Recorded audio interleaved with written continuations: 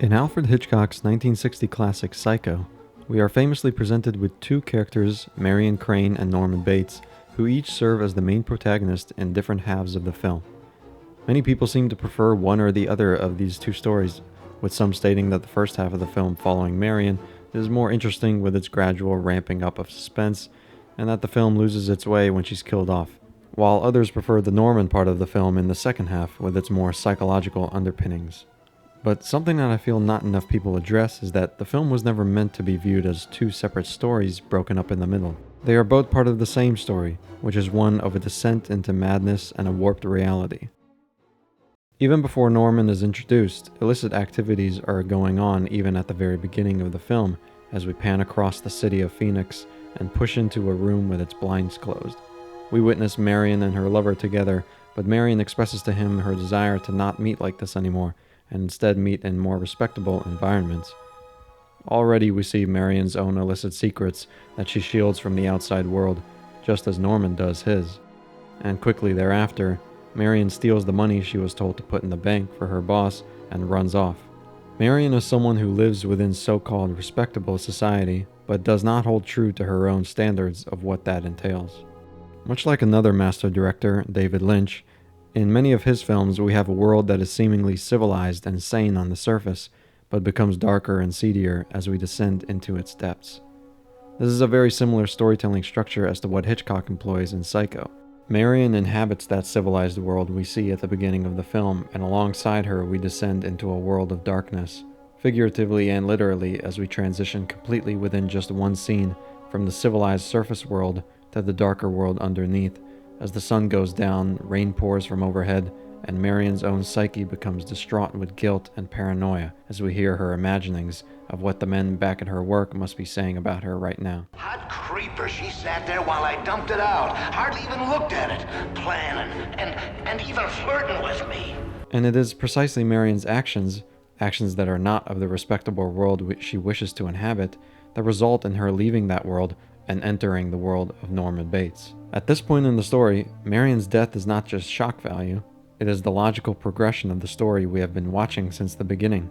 Marion has taken us into the dark underworld with her, and now there is no more she can do other than die. The only ironic part, though, is that her death is not directly the result of her crime, but the result of an entirely different motivation, one of Norman's own psychological disturbances. This gradual easing into the perspective of someone like Norman also helps in getting the audience to go along with following such a disturbed individual. Even though we do not yet know Norman is the killer, he is still a clearly disturbed person covering up the murder his mother has committed, and who might also be dangerous himself, and sometimes it can be hard for an audience to find a way into such a character's mental state and choose to go along with them. But having our supposedly respectable character in Marion commit a crime such as theft, and having the audience still root for her on some level, helps to ease the perspective switch when we move to Norman as the protagonist. And it is all done by Hitchcock essentially incriminating the audience themselves in the crimes. We watch as Marion steals the money, and we will understand why she is doing so from the opening scene, having established her situation. Then we see Norman cleaning up the murder, and likewise we understand, if not condone, his reasoning, because we feel sympathy for his situation with his oppressive mother. And as we continue to watch Norman mop up the blood, put the body into the trunk of the car, and push the car into a swamp, we ourselves become witnesses and even associates to the crime.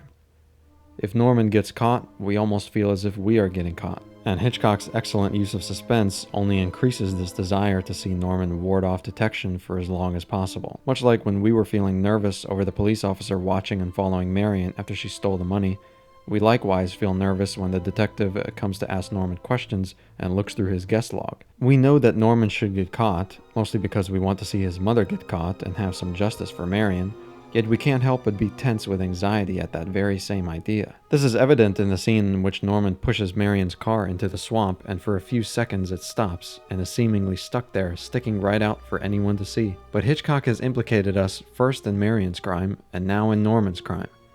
And while Norman's crime, disposing of a dead body to protect his murderous, psychotic mother, is already more extreme than Marion's theft, it becomes even more extreme when we do finally learn that Norman himself was the killer. But by that point, we've already been following him and even somewhat rooting for him in a strange way to avoid detection for over half the film. The entire film is a gradual increase of the severity of crimes committed by our lead protagonists, and this storytelling device and structure is what serves as our descent from a more civilized world of the city at the beginning of the film to the more foreboding and twisted world of the Bates Motel. At the end of the film, we are back in the civilized world with logic and reasoning returning to us by way of the doctor explaining Norman's condition. But we are no longer the same in spite of this, and we are reminded of the dark deeds that we have witnessed and of Norman's twisted mind as we close the film on a shot of Norman smiling directly at us, the audience, almost knowingly having implicated us in his crimes and finding satisfaction in that. And this journey into this twisted underworld would not have worked as well had we only focused on Marion or Norman as the lead protagonist for the entire film. Psycho would not have worked had Marion survived or had Norman been the main character from the start. These are not two narratives, but one, in spite of the stolen money subplot being dropped when Marion is killed. Hitchcock has never cared much for plot, merely using plot as a catalyst to tell the actual story he's interested in. Vertigo is not a story of a woman being possessed by a ghost. It is a story of obsession. Likewise, Notorious is not a story about espionage, but rather of jealousy and attachment. Psycho was never supposed to be about a woman who stole money from her boss and encountered a psychotic murderer while on the run. It's a story of a descent into criminality and the warped mind, and sometimes it takes breaking the conventional structure of a film in order to best tell your story.